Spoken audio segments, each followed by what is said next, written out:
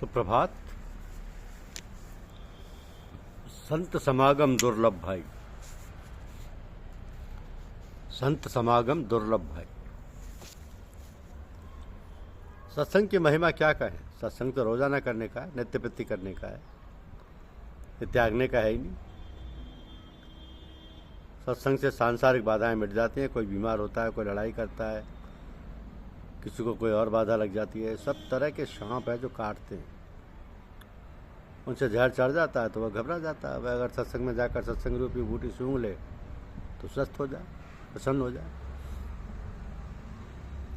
चित्त की चिंता दूर हो जाए, फिर जाकर संसार का काम करे। काम करते करते उसमें उलझ जाते हैं तो जहर चढ़ जाता है। वो जहर सत्संग में जाने से ठीक हो जाता है। इस तरह करते हुए हमारे जो शत्रु हैं, काम क्रोध राग द्वेष आदि, वे सब के सब मर जाते हैं। जैसे अन्न जल आवश्यक है, सांस लेना आवश्यक है, उसी तरह सत्संग में प्रतिदिन करना जरूरी है। वो तो रोज की खुराक है। सत्संग से बहुत शांति मिलती है, बहुत सी मानसिक बीमारियां दूर होती हैं। सत्संग सूर्य की तरह होता है जो अंतःकरण के अंधकार को दूर कर देता है। उससे पाप दूर हो जाते हैं, बिना पूछे शंकाएं दूर हो जाती हैं। तरह तरह की जो हृदय में उलझनें वे सुलझ जाती हैं। सत्संग जहाँ हो जाए, मिल जाए तो समझना चाहिए कि भगवान ने विशेष कृपा की। भगवान शंकर ने दो ही बातें मांगी, पद सरोजन पायनि भक्ति और सदा सत्संग। तो सत्संग से जो लाभ होता है वो साधन से नहीं होता। साधन करके जो परमात्म तत्व को प्राप्त करता है वो कमाकर धनी बनता है, और सत्संग से वो गोद चला जाता है, कमाया हुआ धन मिल जाता है। संतों का कमाया हुआ धन मिलता है, गोद जाने वाले का को क्या जोर आए। आज कंगाल और कल लखपति। मैं तो जा बैठा गोद में, कमाए हुए धन का मालिक हो जाता है। सत्संग के द्वारा ऐसी चीज़ें मिलती हैं जो वर्षों तक साधन करने से भी नहीं मिलती। तो सत्संग मिल जाए तो अवश्य करना चाहिए। मुफ्त में कल्याण होता है। वो मुफ्त में नाम जप से अधिक सत्संग की महिमा कही। सत्संग करने वाला नाम जपे बिना नहीं रह सकता। नाम जप स्वाभाविक ही लेगा। भगवान से प्रार्थना करें, हे नाथ करके पुकारो, भगवान सब समर्थ हैं, उसको पुकारते जाओ, वो सत्संग की व्यवस्था बैठा देंगे। इसके अलावा सत्शास्त्रों का अध्ययन करो। मनुष्य का सुधार करने में सबसे बढ़िया उपाय क्या है। मेरे को जितना लाभ सत्संग से हुआ उतना लाभ किसी साधन से नहीं हुआ। अच्छे संग में रहने से बड़ा भारी लाभ होता है, इसकी कोई सीमा नहीं। सत्संग मत छोड़ो। जिस सत्संग से अपने हृदय की गांठ खुलती है, आत्म साक्षात्कार होता है, प्रकाश मिलता है, ऐसा सत्संग छोड़ो मत। सब कुछ मिल जाता है पर संत समागम दुर्लभ भाई। संत समागम दुर्लभ भाई। सत्संगति का अर्थ होता है प्रकाश। जैसे हम कहीं जाते हैं और रात्रि का समय हो तो मोटर का प्रकाश सामने ही रहता है। ऐसा नहीं होता कि प्रकाश पीछे रह जाए और मोटर आगे निकल जाए। प्रकाश आगे ही रहेगा और वह प्रकाश चलने के लिए रास्ता बताता है। ऐसी ही सत्संगति से मनुष्य को प्रकाश मिलता है कि हम कैसे चलें। सत्संग की बातें केवल याद कर लें, पुस्तक में पढ़ लें, लोगों से कह दें और हम उसके अनुसार चले नहीं, तो प्रकाश को तेज करने मात्र से रास्ता नहीं करता। लाइट कम भी है, परंतु जहाँ तक रास्ता दिखता है वहाँ तक हम चलते जाएं तो उससे आगे दिखने ही लगेगा। ये नियम है। परंतु एक जगह खड़े खड़े कितनी तेज लाइट कर लें, गंतव्य स्थान नहीं दिखेगा। ऐसे ही सत्संगति के द्वारा हमें जो प्रकाश मिल जाए उसके अनुसार अपना जीवन बनाएं, उसके अनुसार चलें, तभी वह प्रकाश सार्थक होता है। जीवन ना भी बनाए तो भी वह प्रकाश निरर्थक नहीं होता, क्योंकि जो सत्य चीज़ है वह प्रकट हो ही जाती है। सत्य की विजय होती है, झूठ की विजय नहीं होती। परंतु यदि सत्य का आदर करें तो बहुत जल्दी और विशेष लाभ ले सकते हैं। तो सत्संग की बातें अपने आचरण में लाना चाहिए। मनुष्य से तो दोष उस समय होता है जब वह किसी से कुछ चाहता है। अपना अभिमान होता है और सुख चाहता है। संयोग जन्य सुख की अभिलाषा भीतर होती है।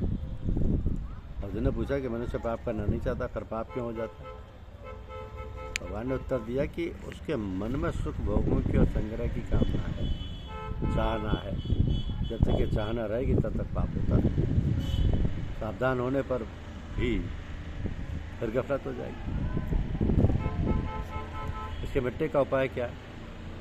असली उपाय भीतर का प्रायश्चित है। पश्चाताप हो जाए, जलन पैदा हो जाए, जिस पाप कर्म से जितना सुख हुआ उस सुख की अपेक्षा पश्चाताप अधिक हो जाए, और ये प्रतिज्ञा कर ले कि कभी किसी को धोखा नहीं दूंगा, ऐसी भूल कभी नहीं करूंगा, ऐसा पक्का विचार कर ले और उस पर डटा रहे। पहले किया हुआ पाप नष्ट हो जाएगा। परंतु यदि विचार भी करता रहता है फिर भी वैसा ही पाप करता रहता है तो वो नष्ट नहीं होता, नया नया पाप होता रहता है, फिर पतन होता ही चला जाएगा। पक्का पश्चाताप हो जाए कि अब ऐसा काम नहीं करेंगे, इस पर डटा रहेगा, तो उसका अंतःकरण शुद्ध हो जाएगा, निर्मल हो जाएगा। जितना पश्चाताप अधिक होगा और जितना अपना विचार पक्का होगा उतनी जल्दी अंतःकरण शुद्ध होगा।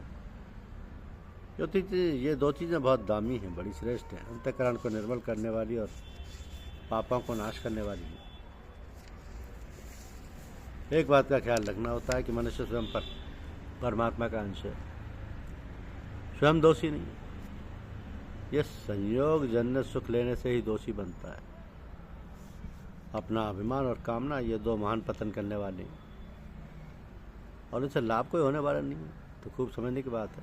हमारे इस बात का विचार आता है मन में कि भाई लोग ध्यान नहीं देते, संसार से सुख की कामना और लोभ रहता है कि मेरे लाभ हो जाएगा, इतना ले लूँ, इतना रख लूँ, इतने मार लूँ, ऐसा मेरा सुख हो जाएगा, ऐसा भाव है। इसके समान धोखा देने वाला कोई वैरी है ही नहीं। इतना ऐसे धोखा खाता है सज्जन हो, आपका जचे न जचे, पर यह बात विचारी हुई है कि लाभ कोई सा है ही नहीं और नुकसान बहुत भारी है। परंतु मनुष्य को उसे लाभ दिखता है, नुकसान नहीं दिखता, यह अवस्था है। करें मोह बस नर अज्ञाना, स्वार्थ रत पर लोक नसाना। स्वार्थ में रत रहकर नाना प्रकार के पाप करता है, मूर्खता भरी है, भीतर से वहम करता है मैं तो ठीक कर रहा हूँ, पर कर रहा है अपने आप अपनी हत्या, अपना पतन, अपना नुकसान। यह अन्याय छोड़ दो, पाप मत करो। अगर शांति सुख चाहते हो तो दूसरों का हक लेने का विचार मत रखो, नहीं तो कोई बच नहीं सकेगा, महान कष्ट में जाने ही पड़ेगा। क्योंकि पापों को पकड़ लिया आपने, पाप के बाप को भी पकड़ लिया। एक कहानी आती है कि अच्छे पंडित जी कथा कहते हैं, लोगों को सुनाते थे, पढ़ाते थे। एक दिन पंडित जी की स्त्री ने कह दिया कि महाराज पाप का बाप कौन? तो पंडित जी बता नहीं सके। बड़ा दुख हुआ कि मैं इतना पढ़ा लिखा पंडित हूँ और यह तो कुछ नहीं जानती, पर मुझे इसके प्रश्न का भी उत्तर नहीं आया। तो पश्चाताप हुआ, उठकर चल दिया कि तेरे प्रश्न का उत्तर दिए बिना मैं तेरे हाथ की रोटी नहीं खाऊंगा। स्त्री ने बहुत अनुनय विनय किया, पर पंडित जी ने कहा कि नहीं। स्त्री का दुख हुआ, पर विचार किया कि सुधार हो जाए तो अच्छी बात है, इस कारण चुपचाप रही।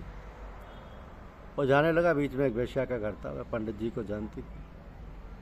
उससे इस बात का आश्चर्य आया कि आज पंडित जी उदास होकर कैसे जा रहे हैं। सामने जाकर उसने पूछा कि महाराज आप कहाँ जा रहे हैं, क्या बात है? तो पंडित जी बोले कि मुझे बड़ा दुख है। तो किस बात का? वेश्या ने पूछा, उत्तर दिया कि मेरी स्त्री ने प्रश्न किया और उत्तर मुझे आया नहीं, इसलिए काशी जाता हूँ, वहाँ पढ़ाई करूँगा, पंडितों से पूछूँगा, फिर आऊँगा घर पर। वेश्या ने पूछा बात क्या है? पंडित जी ने उत्तर दिया कि मेरी स्त्री ने पूछा पाप का बाप कौन है, मैं बता नहीं सका।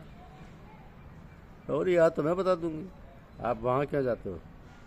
ये तो बड़ी सीधी सी बात है, मैं बता दूंगी। पंडित जी बोले कि बहुत अच्छी बात है, हमें तो यहीं मिल जानी चाहिए, हमें तो बात मिलनी चाहिए। पंडित जी रुक गए। अमावस्या के दिन पहले 100 रुपये भेंट कर दी और बोले कि मेरी प्रार्थना है कि मेरे घर पर आप भोजन कर लें, भोजन चाहे आप स्वयं बना लें। पंडित जी ने विचार किया कि इसमें दोष क्या है, स्वीकार कर लिया निमंत्रण। दूसरे दिन पंडित जी चले गए, उसने भोजन की सारी सामग्री तैयार कर दी, चौका देकर रसोई साफ करके सामग्री सामने रख दी और वेश्या ने 100 रुपये और पंडित जी के सामने रखे और कहा कि महाराज आप पक्की रसोई तो दूसरे हाथ की पाते ही हैं, मैं बना दूं अच्छी तरह से, मुझ पर कृपा हो जाए। पंडित जी ने सोचा कि पक्की रसोई पाने में क्या है, पक्की रसोई पाते तो है नहीं, चलो इसके हाथ की पा लेंगे। वेश्या ने खीर मालपुआ पूरी साग आदि सब ठीक तरह से बना दी। रसोई बनकर तैयार हो गई तो कहा पंडित जी महाराज आप पाओ।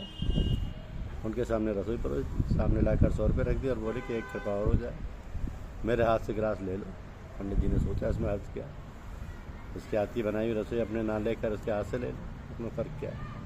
पंडित जी ने स्वीकार कर लिया। गिलास बनाकर मुंह में देने लगी तो जैसे ही पंडित जी ने मुंह खोला, पंडित जी के मुंह पर जोर का थप्पड़ मारा और बोले कि अभी तक होश नहीं आया, खबरदार मेरे मेरा एक भी दाना खाया तो। मैं आपका धर्म भ्रष्ट नहीं करना चाहती। आपकी शंका थी ना कि पाप का बाप कौन है। शास्त्रों में वैश्या कांड कितना निषिद्ध है लिखा है, आपने पढ़ा है? पढ़ा तो है, पंडित जी बोले। तो आप कैसे तैयार हो गए खाने के लिए, और वो भी मेरा बनाया हुआ, मेरे ही हाथ से? कारण क्या है, आपको पता नहीं लगा? ये जो लोभ है ना, यही पाप का बाप है। धन्यवाद।